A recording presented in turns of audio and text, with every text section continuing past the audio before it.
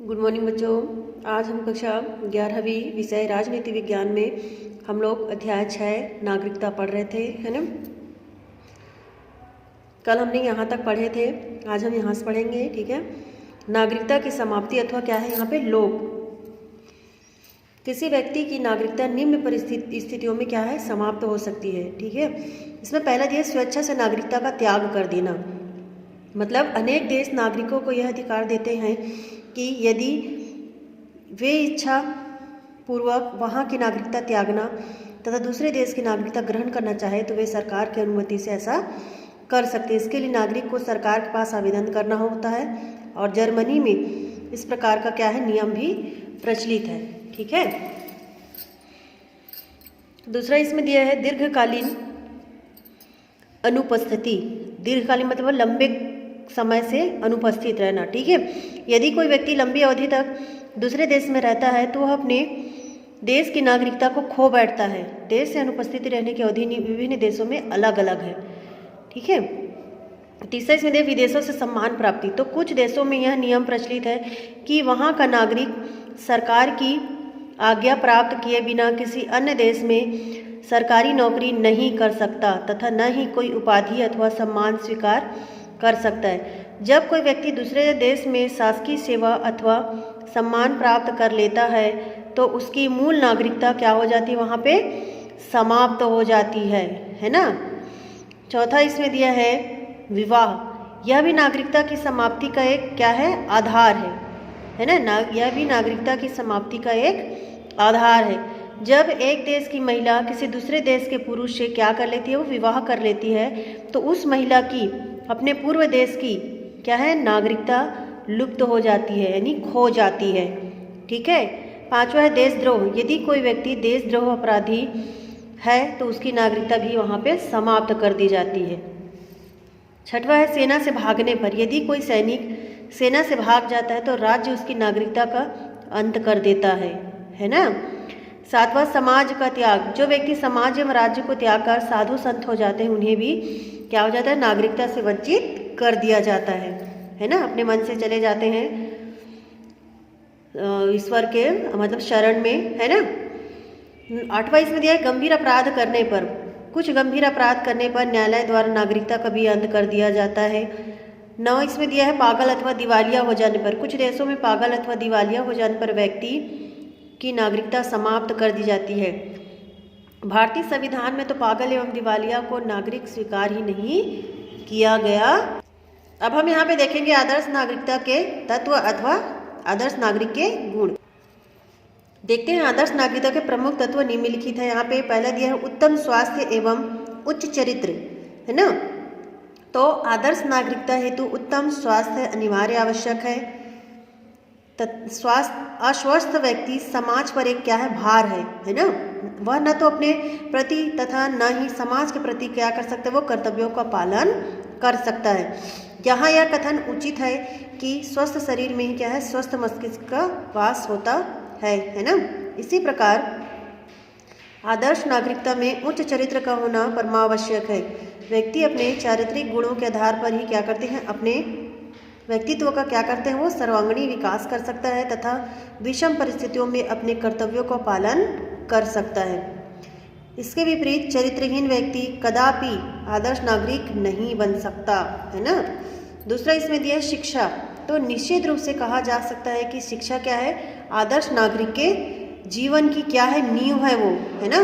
इसके द्वारा व्यक्ति का अज्ञान रूपी अंधकार दूर होता है और व्यक्ति को उदारवादी बनाने में शिक्षा का महत्वपूर्ण योगदान है।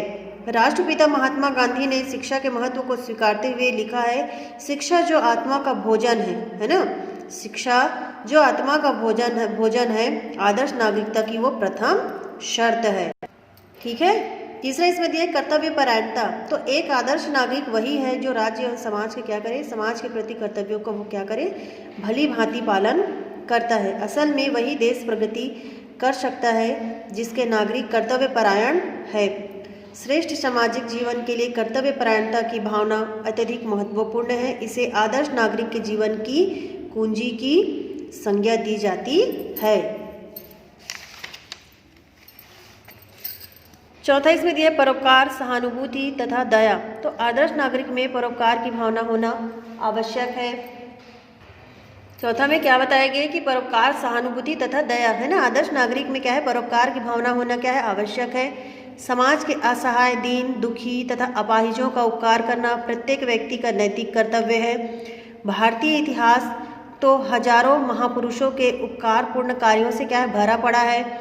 उपकार के लिए सहानुभूति तथा दया की भावना होनी चाहिए, है ना। जब तक किसी व्यक्ति का मन उदार नहीं होगा, है ना, दया के लिए, तो वह दूसरों की सेवा नहीं कर पाएगा, है ना। सहानुभूति एवं दया की भावना ही व्यक्ति को क्या कर सकता है, उपकार करने हेतु प्रेरणा देती है ना। व्यक्ति के मन में दया होनी चाहिए, ठीक है।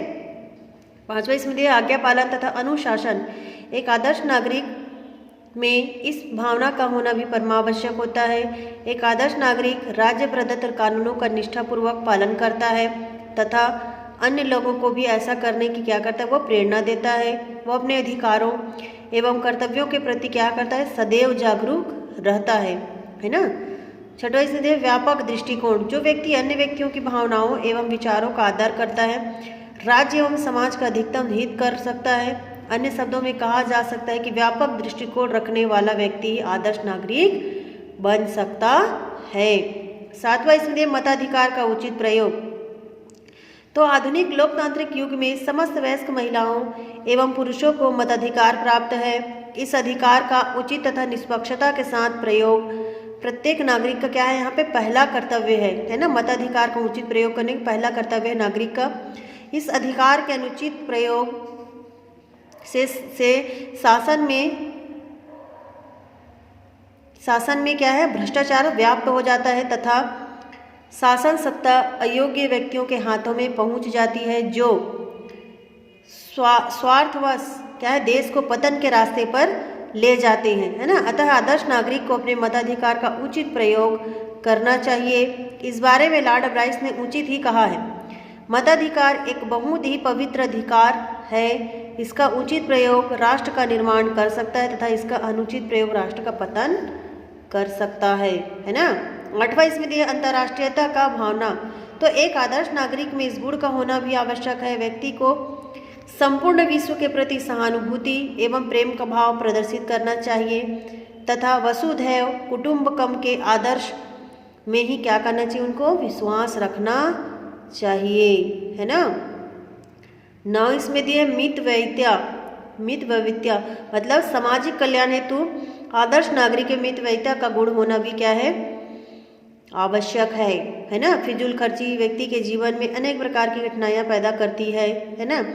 व्यर्थ में धन को खर्च करने वाला व्यक्ति क्या करता है, जहाँ स्वयं कष्ट उठाता है वहीं समाज को भी हानि पहुँचाता है। बहुत खर्चीला व्यक्ति, है ना। मितव्ययिता का मतलब होता है बहुत ही खर्चा करने वाला। 10वां इसमें देशभक्ति। तो आदर्श नागरिक का एक महत्वपूर्ण गुण देशभक्ति है ना। उसमें देशभक्ति की भावना कुट कुट कर भरी होनी चाहिए। आपातकाल में देशभक्ति की भावना से प्रेरित होकर अपना क्या करे, सर्वस्व बलिदान करने के लिए क्या करे, वो तैयार नागरिक ही राष्ट्र की मजबूती है ना। तो इतने सारे आदर्श नागरिक के गुण तत्व हैं, है ना। इतने सारे हम लोग पढ़ लिए।